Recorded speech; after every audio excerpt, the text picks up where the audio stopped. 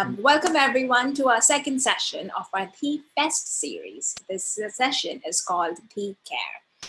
Our very special guest is an individual who is exceptionally dear to me, and he is single-handedly responsible, and I'm going to say this on record, single-handedly responsible for changing my perception around my own body and the way I looked at things, including food and exercising. He is none other than Gordon McCrorie, the happiness guy, as his title goes. He is a life coach and plays a very significant role in the lives of individuals around him. This session is also something that I have put together because it is Christmas. And this year's Christmas is going to be a little different than usual. So I wanted to chat to Gordon around food habits, health, and most important of all, the state of mind that we can best set ourselves into looking forward into 2021. So thank you for agreeing to do this today, Gordon. And you know that I love you completely. I adore you. And thank you for taking this time out in the middle of lots of things going on in your life and coming here. So welcome. Taps, thank you very much. It's I will never get a better introduction than that. I think had I won Oscars, it would still not be. So, yeah, but thanks. It's true. It's true. So let's start. I know this when I started working with you, you did not have this title of the happiness guy. So how did this happiness guy came around? And why this title?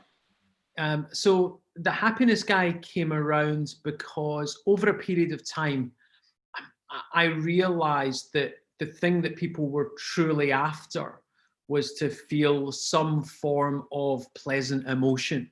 And it might manifest in lots of different ways. So for example, they might be unhappy with their body as an example, or they might have an awful lot of too many thoughts in their head, or they might have a bunch of problems going on in their life. But I think mostly I think people just want some happiness. And I thought, well, that's kind of one of the things that I think that we should be shooting for, that we should be aiming for. And so I figured it would be really, really useful for people to have a more formulaic way to approach that. But I think the other thing that was really important was that I wasn't born necessarily, well, I think we're all born relatively happy, most of us are, but I think it's actually something to aim for me as well. It's really important because it's very easy to be the grumpiness guy or the angry guy if things don't go your way or whatever. And so it's a strong reminder to me that that's one of the most important things. So it's actually as much for me as for others, believe it or not. No, I completely believe you. And it's like, even that title, even reading that title makes you just, just feels like, it just brings a smile. It's like, okay, And it's also nice because someone out there is able to give himself or herself that title. Like you've given yourself this title, like the happiness guy. And it's an amazing thing to be able to do, I think.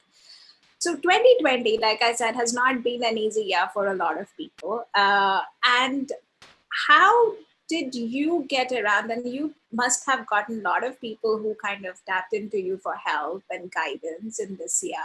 So how has it been different as compared to the other years?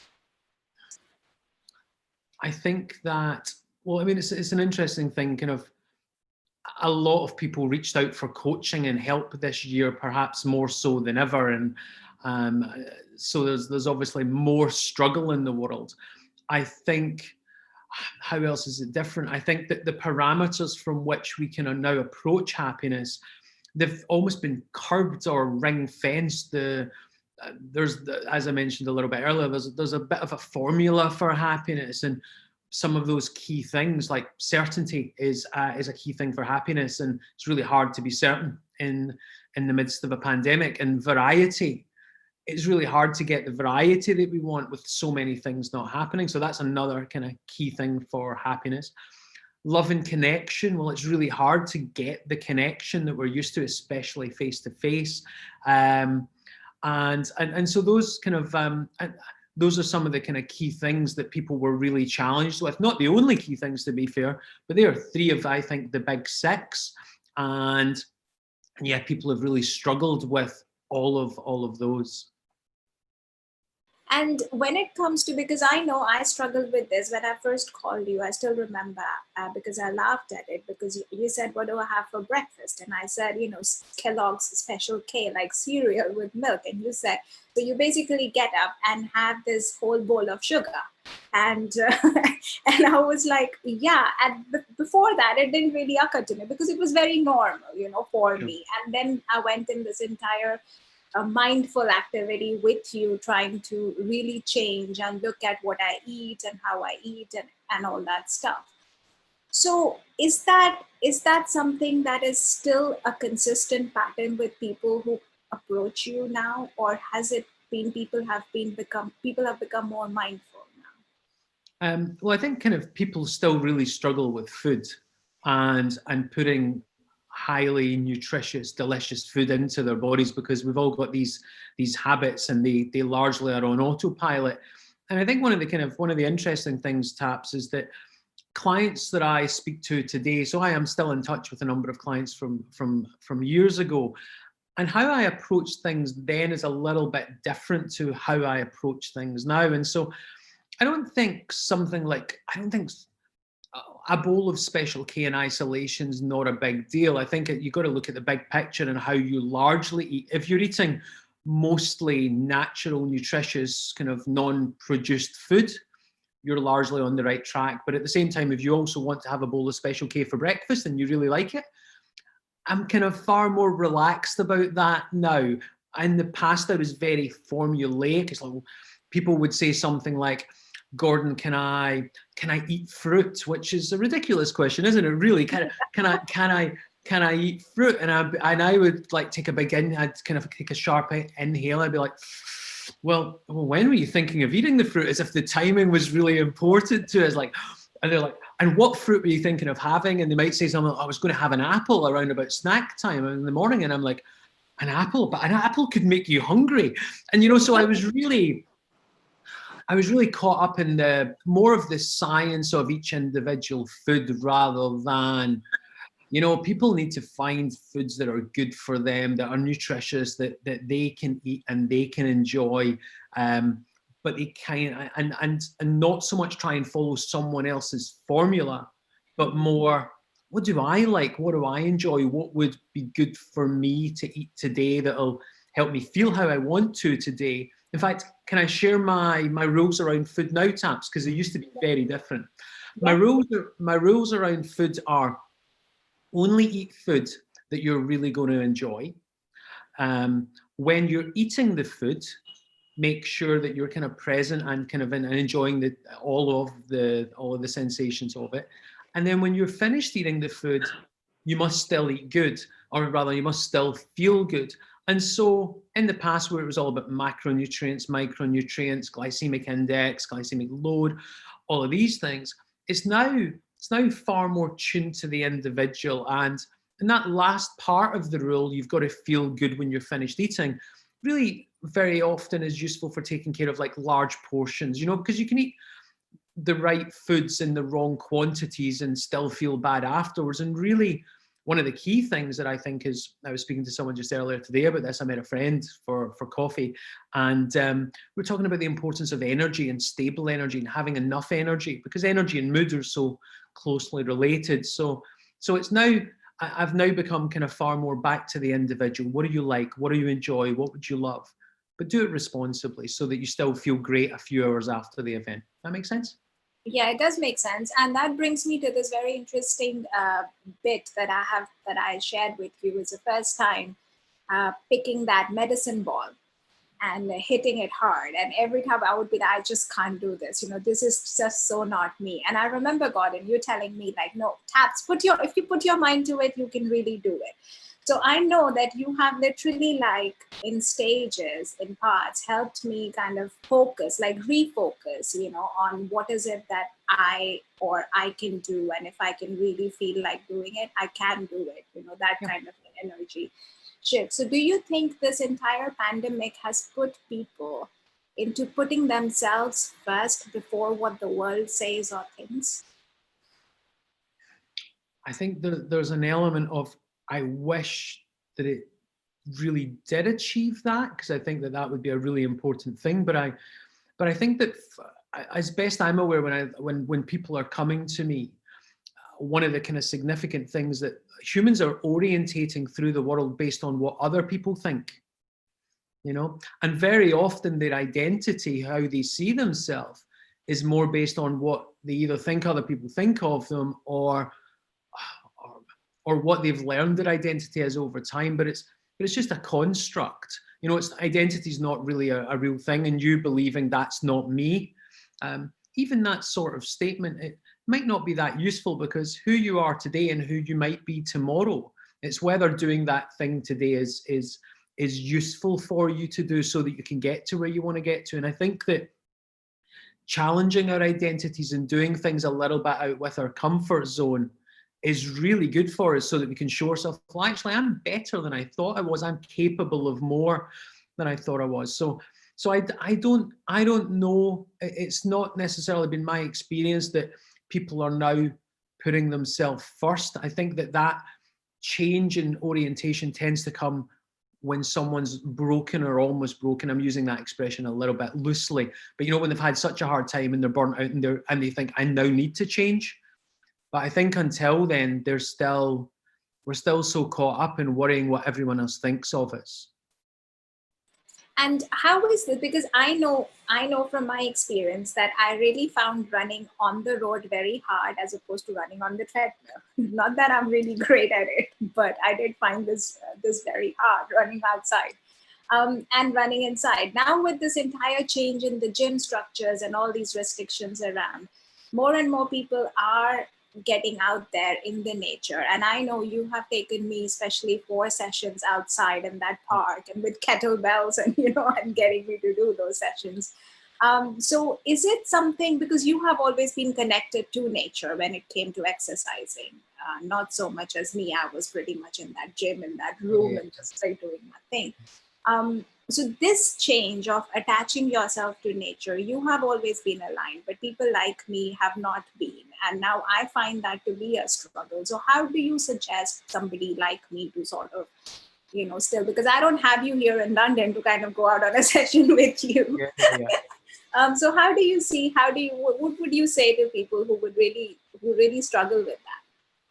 I think it depends what you want to get from the exercise. But again, so I think actually after we worked together, I injured my back and couldn't do a lot of the traditional things for quite some spell.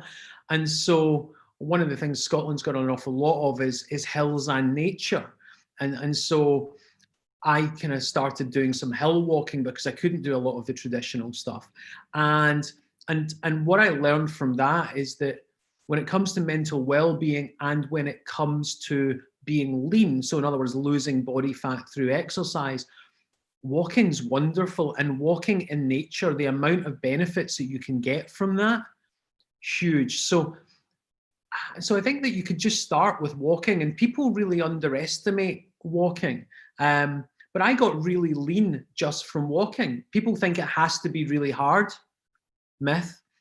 And actually if you actually look at the science of high intensity exercise versus lower intensity exercise, at high intensities, and this is going to kind of shock people, we burn a very small fraction of body fat because it needs lots of oxygen to burn body fat. So the higher the intensity, the more muscle glycogen, the onboard kind of at the muscles, the kind of energy gets burned, and the less body fat gets burned. So I think particularly if you just want to be lean and want to be healthy, then walking is absolutely the place to start.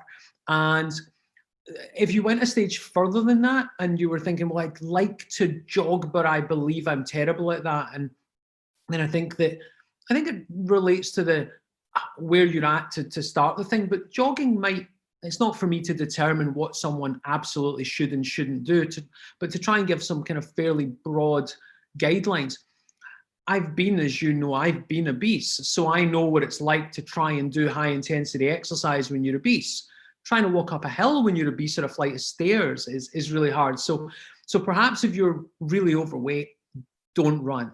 And if you are going to run, make it like a tiny little bit, like we would have done in the beginning, tiny little bit. And it might be as tiny as 30 seconds of doing the harder stuff, 90 seconds of doing the easy stuff. Pick a day where the weather's, ideally pick a day where the weather's quite nice, and start off with a duration of, the whole exercise session doesn't need to take any more than 4 of those little blocks. Or let's say it was a minute on, a minute off, a minute of running, minute of walking, over 10 minutes total duration. That's where you start. You have to make it really, really, really small. And then once you've done it, you say to yourself, in your example, taps, well done. Because that you're out your comfort zone. And if you're going to become better than you are just now, you're going to have to come out your comfort zone, but you only need to come out a tiny little bit.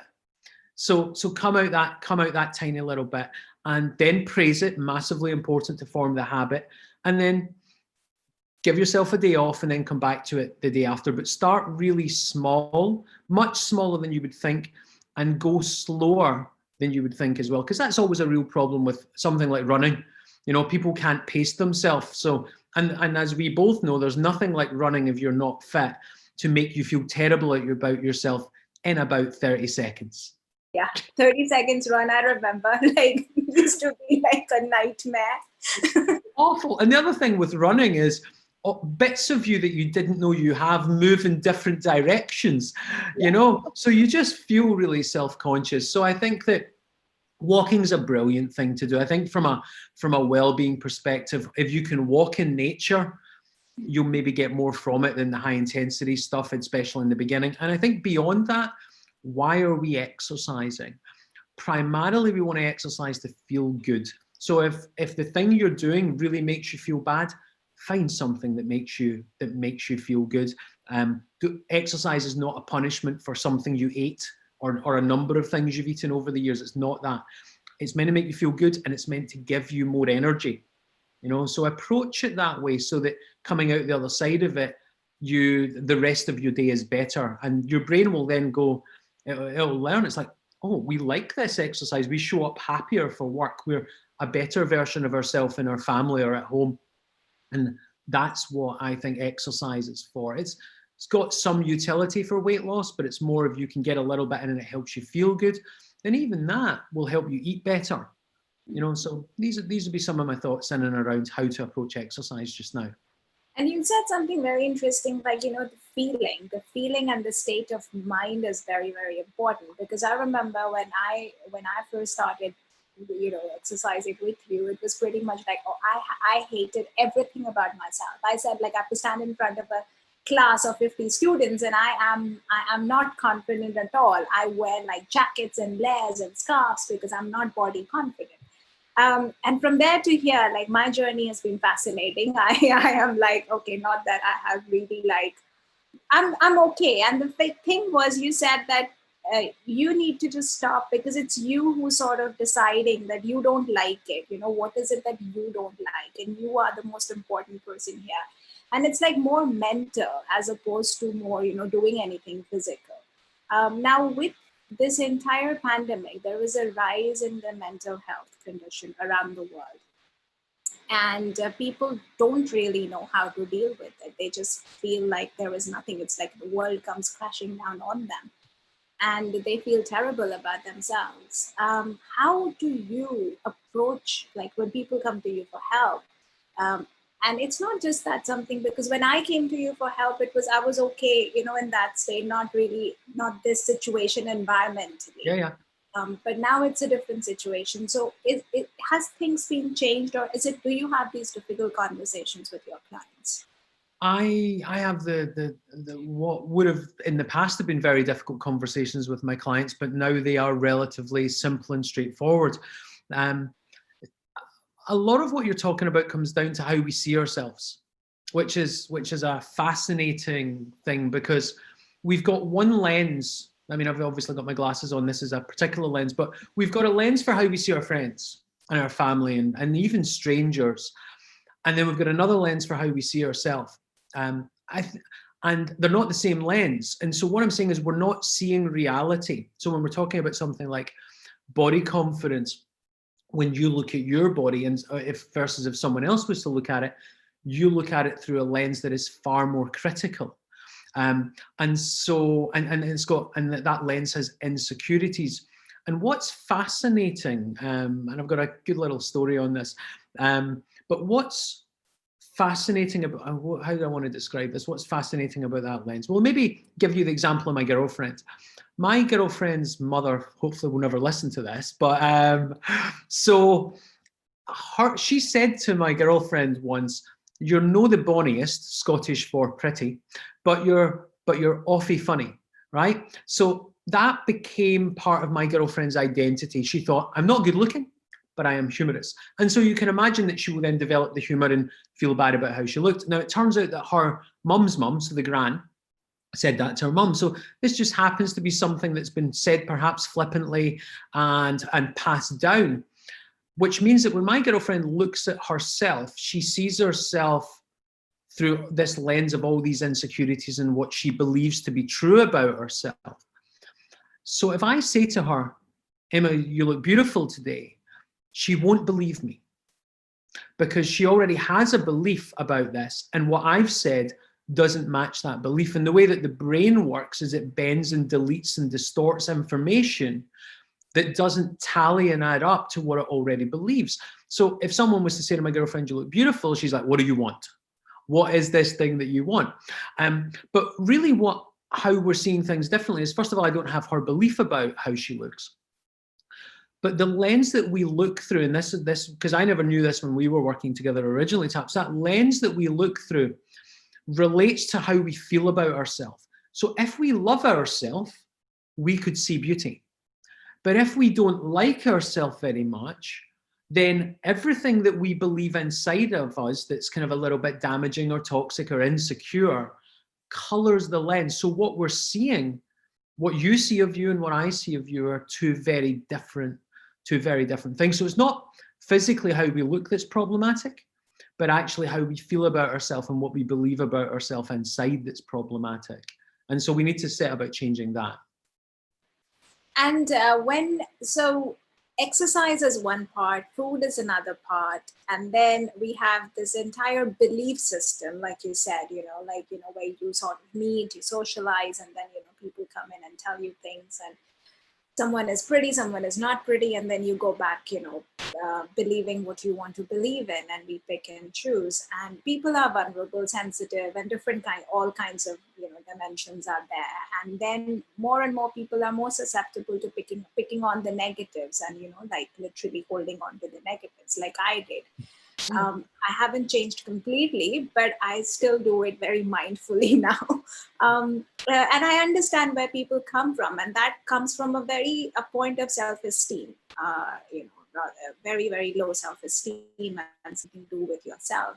So what would your advice be on developing the self-esteem, given that you have these tons and tons of knowledge, and also your own personal journey? Because you started off, you were obese at one point, and then you decided to completely transform your life. So what is your advice to people?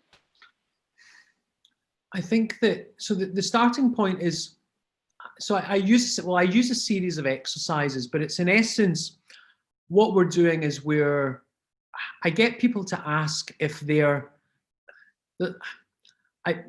me reverse that a little bit. Yeah, so I use a series of exercises called values work, where I get people to determine what's most important to them in the world. And invariably, cultures have done this work, and lots of different demographics have done this work, and certain things keep coming up. So kindness and love and kindness, as an example, is really important. Humans as a species need other humans. And so I get people to define what they would be behaving like if they were being loving and kind. But I get them to define what that would be like to other people. And then I get them to see the difference in how they treat themselves. And we kind of talk about that a little bit as to why that is. And I might, if you want me to, I might expand on that. But skipping past that for a second, I'll ask this question. It's like, well, what is there about you that makes you less worthy of your love and compassion than anyone else like another family member or a stranger? What is it about you that makes you is there anything about you that makes you less worthy of your love and compassion? And when people explore that question, don't get me wrong, many people, we all know all the bad stuff about ourselves, all the bad things we've ever done, all our insecurities. We know all of that. We don't know anyone else's story like that, so it's not a fair comparison. But when we really explore that, for almost all of us, there's nothing about us that makes us any less worthy of our love and compassion.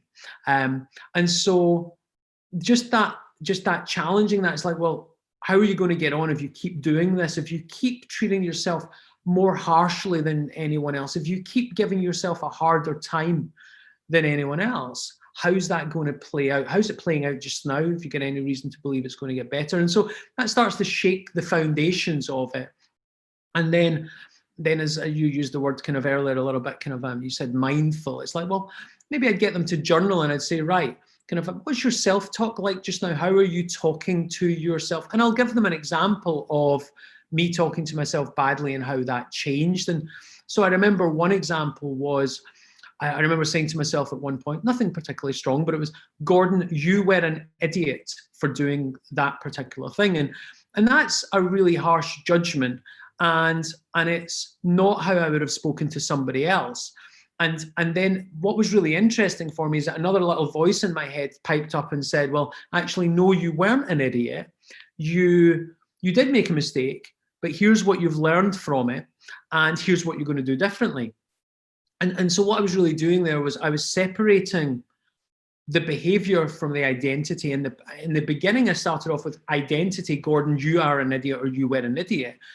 And then I think that's what we often do. We kind of go at our own identity, and instead I made it about my behavior. And as soon as you make it about someone's behavior and not their identity, they're a lot safer. They can, okay, now, and then they can start to feel better about themselves. So I think we're not our behaviors, and I think that just being, the starting point is to be as kind to yourself as you would be to someone else.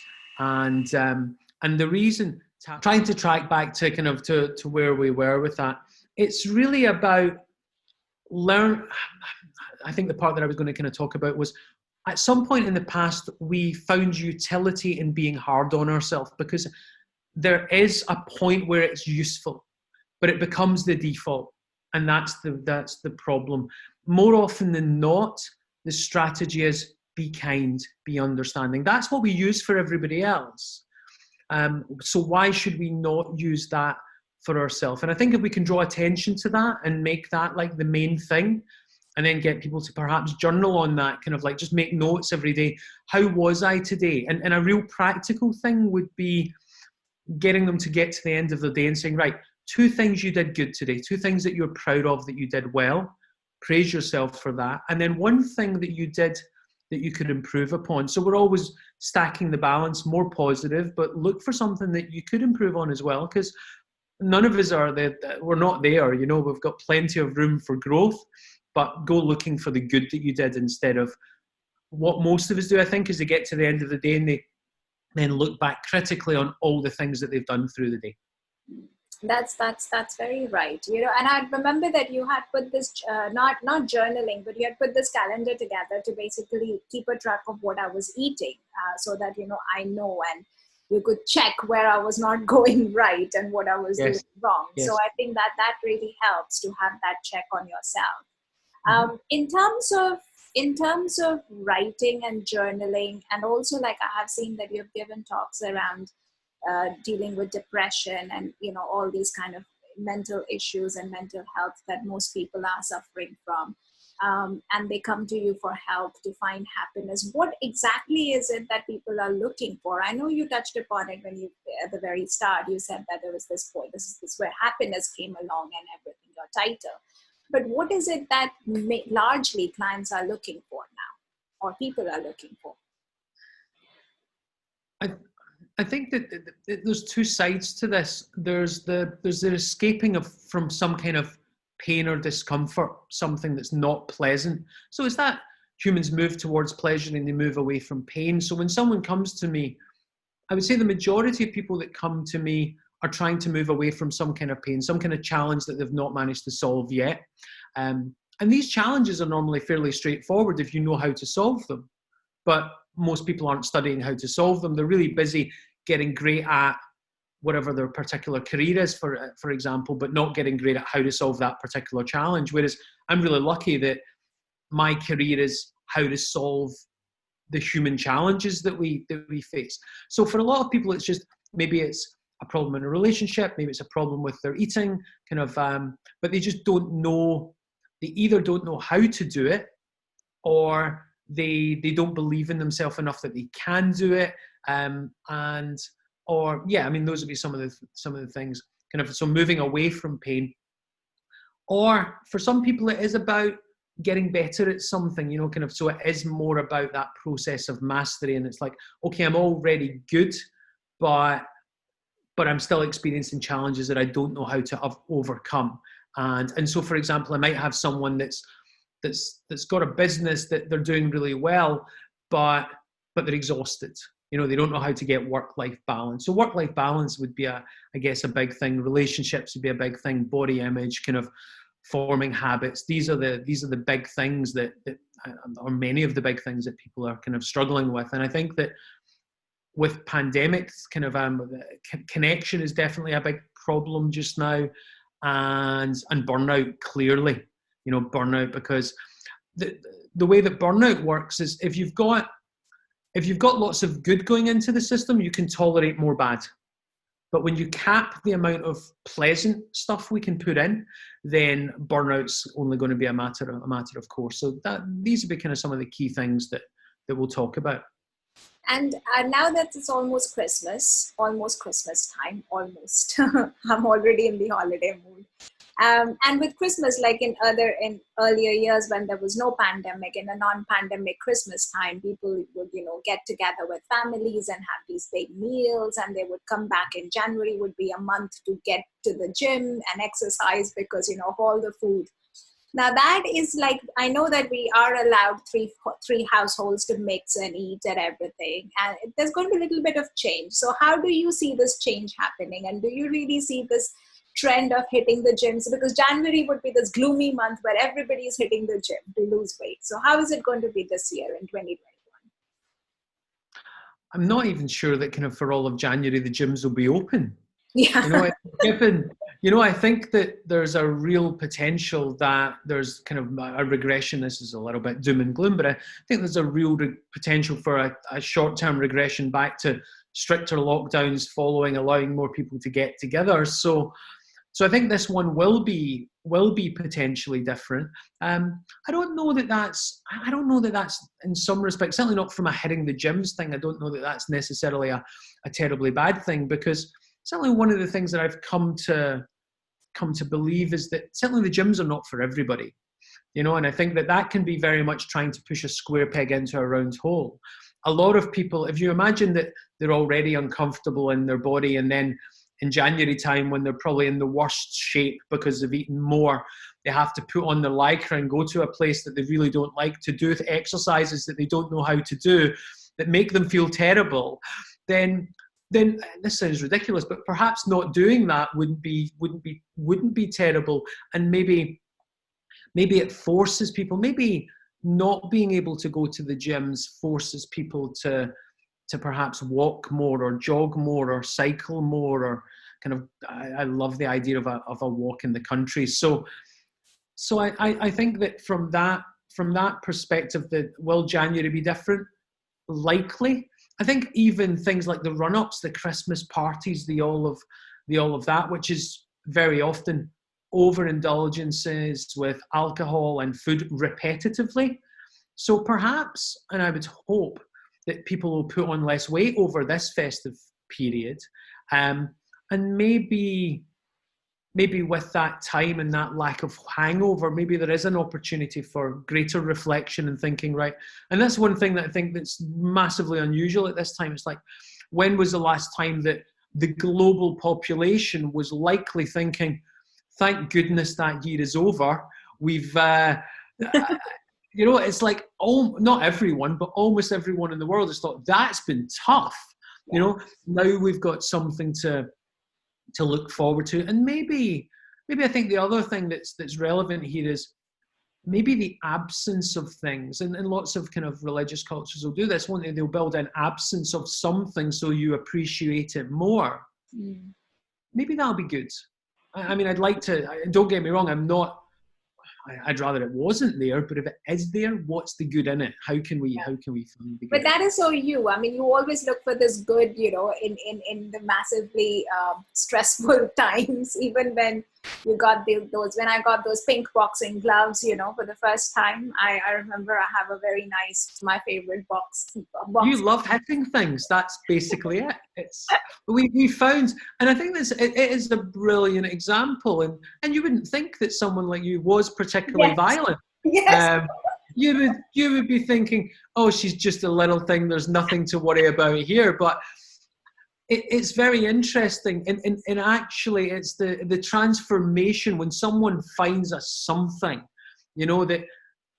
And it's all that's to do with, you forget yourself. When it's something like boxing, you forget yourself and you get this tunnel vision and you become in flow, you're in the moment, and your brain can't be thinking of all these other things. And doing that exercise, you're not thinking, I'm so terrible at exercise, I'll never get this. You're not. You've tapped into that kind of part of you that is just deeply aggressive, and it's not deeply aggressive. That's not true. But you like to hit things. Yes. And I remember, it was one of those times, like, your papers are getting rejected, everything is falling apart. You just want to take out that frustration and you go and box. And that's what we're after. We're looking for things in life that make us forget ourselves, because that's part of the stress situation. When we get really stressed, our focus becomes on ourselves. People that are not selfish, because most people are not selfish. Most people are kind of quite caring. But when they're having a tough time, they become me, and they look inwardly and they become inwardly focused. Whereas something like boxing, it takes you completely out of yourself, and you've just got a target, and off you go, and it's very satisfying and exhausting. Satisfying and exhausting simultaneously. So it's good fun. Who knew I could box? I mean, there you go. Who knew? It's and so you would never have thought that you could, or that you would necessarily enjoy that. So I think that's a brilliant example of, don't limit yourself by what you think your identity is, because I know that kind of you're cerebral and I'm cerebral, and God, we spend so much time in our own heads. And again, that's another problem with mental health.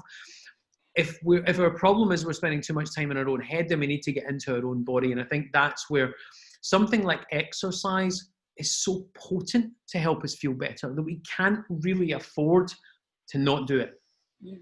But we have to find ways of doing it that help us feel good about ourselves and not bad about ourselves, and that give us energy as opposed to steal all our energy, if that makes some sense. Yeah, it does. And so how many, if I were to put a number to your client list, it would be in hundreds by now? Well, I've now worked with hundreds, but I'm not working with hundreds at any given point in time, or I would be the deeply stressed guy. But yeah, definitely definitely high hundreds, and obviously for the last 4 and a bit years, it's been primarily life coaching, with some now I've got one client that I do some remote personal training with, but other than that, yes, high hundreds. And if we take into account the time with all the PT stuff in the gym, and then those high hundreds. And what is this commonality? So you have met different kinds of people, all kinds of people from different kinds of walks of life, and people like me, who have no idea what medicine ball is, and so people who come in with all ideas of what medicine ball is and things like that. What is this commonality, the common thread that runs across all these people that you've worked and are working with? Actually? Yeah, I think that, well, I guess anyone that goes to a coach often doesn't know how to do, they don't know what to do. If they know what to do, they might not know how to do it properly. I think that there's an insecurity with a lot of people in and around that. I think that they don't, another commonality, a lot of people go to a coach or a personal trainer for accountability. And that's so, I understand that, and I try now not to be lots of that for clients, because really what we want is to be able to hold ourselves accountable, and that's huge, actually. people kind of hire coaches because they aren't very good at being accountable on their own. So someone like you, for example, they thought, I'll hire a trainer because if I pay a trainer, I'll go and I'll do the thing. So, and I wouldn't want to, and it's interesting, isn't it? I wouldn't want to let the trainer down by not showing up. But isn't it simultaneously interesting that we'll let ourselves down if we didn't have the trainer? Well, I won't do it.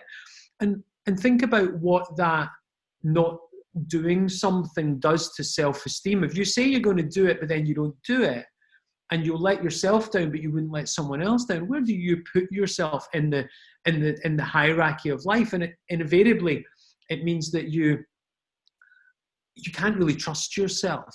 And one of the things I'm huge on is being able to like and love yourself. And if you can't trust yourself, you can't get to like or love yourself. So you got to develop that trust in yourself, which is going back to what we were saying earlier. It's like start small, do a little bit, praise yourself at the end of it, and then take a little bit of rest and go again. So I think that one of the things that is really common is that people can't trust themselves. Another thing, people believe they're lazy. They all think almost everyone's like, I'm really lazy. And that's not normally the case. Because if you take someone like you, and maybe you thought I'm really lazy, and I don't know if you did or you didn't. No, I did say I was lazy. I remember exactly what I said to you because it was life transformation for me. So I remember. I said I'm lazy. I have this give up attitude. I tried, like, I don't know what to do in the gym. Like, I really don't know. Half the things don't interest me. Yeah. Like Absolutely. burpees, I hate burpees. Even now, I just can't be bothered to do it. It's understandable. They're a deeply unpleasant exercise task. They're a brilliant way of putting people off exercise, aren't they? Yes. But the reality is, and we had this with running as well. I remember this. It's like, it's not. We say things like, I'm no good at that, or let's say something like, it's not the exercise specifically that we hate. It's not that. We label it wrong. It's how the exercise makes us feel that we hate. And it's getting away from that feeling. And something that you hate doing will never become a habit. So you've definitely got to find things that you enjoy. And you don't have a choice about that. There's got to be a way to do that. But I think definitely making it easier and not starting with burpees. I think that they're amusing from a trainer's perspective because, they're really hard. Full body workout. And there are these amazing people. I don't remember the name of this person, but there was this other person who used to train with Ross. And that person was like really good at burpees. And I wanted to kill that person at that point because I just hated burpees. And so there's... That's one of my it's an interesting one. It's like, so another one of my, I'm like a little doll that you pull the cord and it keeps just saying the same things. And one of them is that comparison is the thief of happiness, So just because someone else, so I think it's a great example. Someone else might love burpees and it's, why do they love them? Why do we love anything? Normally because we're practiced at it and we're good at it, so we get a pleasant something from it. I think that it makes me think of another little aspect in and around how we perceive things. You said earlier, it's like, I'll find the good in things. And I do often, I'm trained, I've trained my brain to do that. But most of us, when it comes to exercise, when we start to get a little bit uncomfortable, we feel that and we interpret that as, oh, I should stop doing this, I should get away from it. But now we're out of our comfort zone. And that's where the magic happens. But you don't want to stay out your comfort zone for very long. So just a little bit, so maybe a couple of burpees. And the way that I approach things now would be very, very different. Perhaps if you saw me work out, you would be like, he hasn't started sweating yet. It's like, is he still in his warm-up? But it's you've just got to get the intensity just right. It's like it's very much the Goldilocks and the Three Bears thing. If you don't do it hard enough, nothing much is going to change. But you go too hard at it, you're going to hate it. You're never going to stick it, and it needs to be a habit. If it's something like exercise, so you got to find your own version of just right. And maybe one of my favorite things here would be pair it with something you like. So for you, for example, you want to be exercising with someone else that you can talk to. Yeah. That's my problem. I need to talk to somebody whenever I exercise. That's the thing. And so therefore having a trainer, wonderful idea for you, yeah? But if not that, because we need to pair it with something else that we enjoy so that we forget that the burpee is deeply unpleasant, or pair it with music or something like that.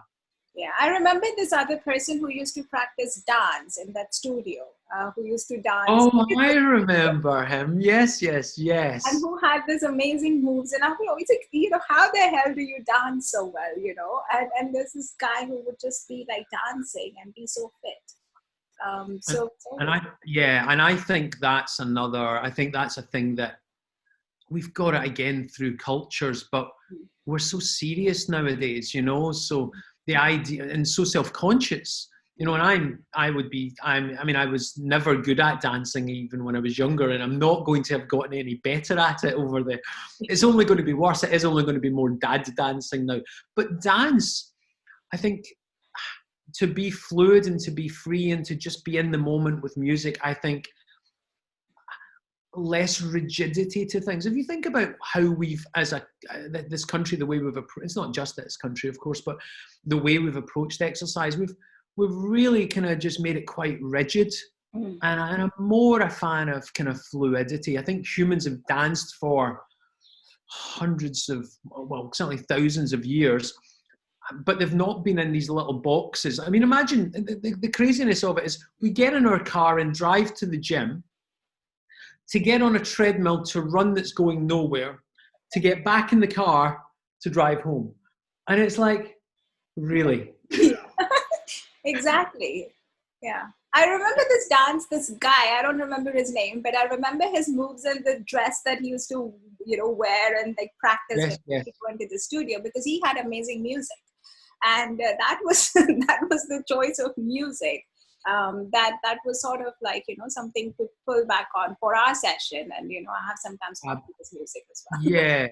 And I think it's a real key thing. If you're going to enjoy exercise, I mean, it's no surprise that some of the biggest brands have really, there's a brand called Les Mills, and they've basically kind of tailored it's all exercise to music, and music helps you forget how hard it is that you're working. So I think music's a great thing. If you haven't got someone that you can chat away to during exercise, music, then absolutely put on some music.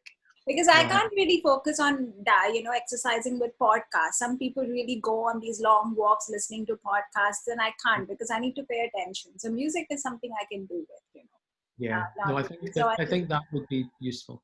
Yeah, I think that's like, it's always about finding your own self. Well, Gordon, I think we have nearly come to an end of an hour that we had today. So thank you. I think, I can probably talk to you for like, how chatty I am. I think it could be more than an hour, and more than a couple of hours. And it might get dark. I know. Absolutely. The pandemic would be over. Yeah, could be very well, and I could just go on and on about boxing and kettlebells. But before you go, I want to tell you this, that you are the person who introduced me to kettlebells, which I really love. I love kettlebells. And boxing, my pink boxing gloves, which I'm very proud of. Beautiful. And I'm like, I can save myself. From any situation, I can really protect myself. You are now kind of a little force to be reckoned with. Yes. Do not give you any cheek. Yeah, hope so. Let it go out in the world. Put that, thought out in the universe. Well, thank you so much for your time. And I know we've had this incredible, amazing chat. And I'm pretty sure people are going to find things interesting and informative. And thank you so much for sharing your knowledge with me today. Taps, entirely a pleasure, and anytime. Thank you so much. Have a lovely Christmas if I don't speak to you before. I will definitely speak to you before Christmas, but in case I don't, have a beautiful, beautiful Christmas. Thank you, Gordon. Thanks, Taps. I'll see you soon. Take care. Bye-bye. Bye-bye.